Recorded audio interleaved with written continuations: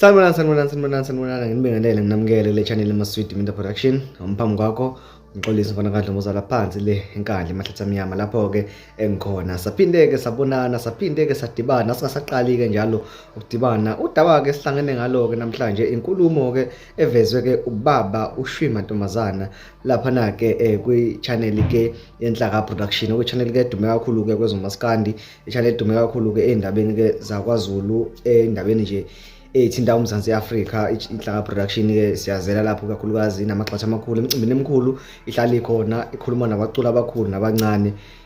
Kwenzekile ke ensukwini yaphinde ke futhi ke yadibana ke noShwi mantombazana. Yase ke ibe interviewer ke lapha na ke inkosazana ke kule video ke ngizanayo. Be interviewer intombazane ke inkosazana ke lapha nasebenza khona kwinhlaka production.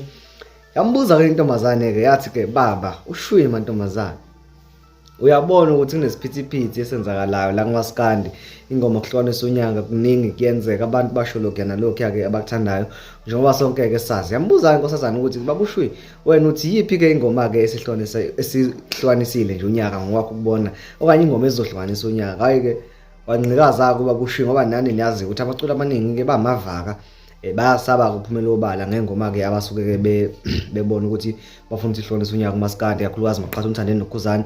Uma ukuthi nje khona icompetition abaqhathwe kuyona umthandeni noKhuzani, abaculi abaningi bayasaba ukuphumela obala ukuthi cha mina ngihamba nalo, cha mina ngihamba nalo.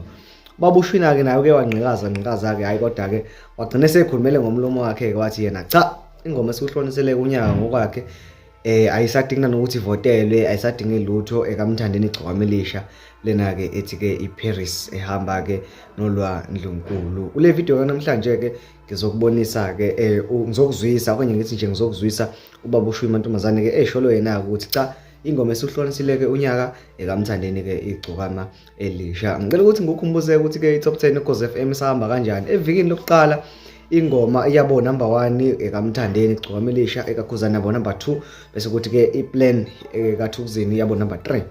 Bese kuthi kuleli ke elesibili mawusuka ngaseqaleni ingoma ke kaKhuzani yabo number 1 ekamthandeni yabo number 2, bese kuthi iplan yabo number 3. Bese kuthi kuleli viki siphuma kulona ke la izolo eliphele nje kuthangi ekaKhuzani iphinde futhi yabo number 1 ekamthandeni yabo number 2, ekaThukuzini yabo ke number 3. Ngokwami ukubona iTop 10 ngibona ngathi izogcina iphele kanje makuthi ke asikho sinye isibanga esizokwenzeka. Kodwa ke mina nawe sesingahlala silindele i31 ke zika December lezi esiyakulona ke kuleli viki nje esizoliqala njengamanje, okuyilapho ke sobe sesihlonisa khona ke unyaka sesibona ke nengoma ke ethathe ke unyaka ka2023 yasifaka ke enyakeni ka2024. uSMS ingoma ufaka uhlamvu konke kube ngama inhlamvu enkulu, ingoma ufaka uhlamvu ku33665. Ngicela ukuthi ke umuze kubaba uShwi mantombazane ukuthi ke utheni ke ngeyokuhlonisa unyaka. Ingoma zokuhlonisa unyaka zikhishiwe, iphumile iTop 10. Ake siyeke iTop 10. Ubaba uShwi uthi yena ungena ngayiphi ingoma ku2024? Suqalile. Yabo. Kuthiwa ngishilo. Akithi sobifaka wena. Kwamelisha ivotelwa le ngoma kufuneka iyekwe nje yoshaya unyaka nje lokho angeke sisi. Ingabisavotelwa. Savotelwa ishaye nje unyaka adlula umfana sekwane. Ayidingi ivoti baba usho njalo. Ayidingi ivoti. Okay, ke loyo ke omzwayo ke esho kanjalo ke ethi cha ingoma esikuhlonisele unyaka ngikamthandeni ke igcokwamelisha. Makabe ufuna ukuthi kwenzeke lokho ke uya SMS ingoma B ku33665. Mawufuna ukuthi ke ekaKhuzani iqhubeke ihlale phambili, iqhubeke nokuqhwakela, uya SMS ingoma E ku33665. Bese kuthi ke mawufuna kuThukuzini ke bakwethu uThukuzini angeke ngamshiya ngaphandle, abantu abaningi bayakhala ngaye. Mawufuna ukuthi ingeneke kaThukuzini SMS ingoma C ku33665 uyobeke usubane ke nonyaka omuhle kakhulu ke ku2024. Nganza kwethu sengiphuma nje senginyamalala, ngicela ukuthi ke nginivezele ukuthi enkundleni zokuxhumana kulamalanga lapho engihlale ngizinze khona, ngihlale ngibona izinto zenzeka, abantu belimala, abantu bemuka, ingozi zomgwaqo, abantu bebulalana, belimazana kunje ya.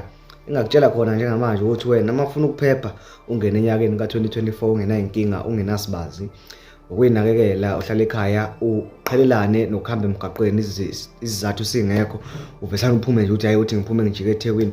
Cha, qhelelana nalokho. Abantu balimala kakhulu, awulazi la ukuthi linini. Engizokutshela khona njengamanje ukuthi uyithande, uyinakekele, uphinde uyivikele. Mhlawumbe sisodibana ngonyaka ka2024. Ngiyabonga, sale kahle.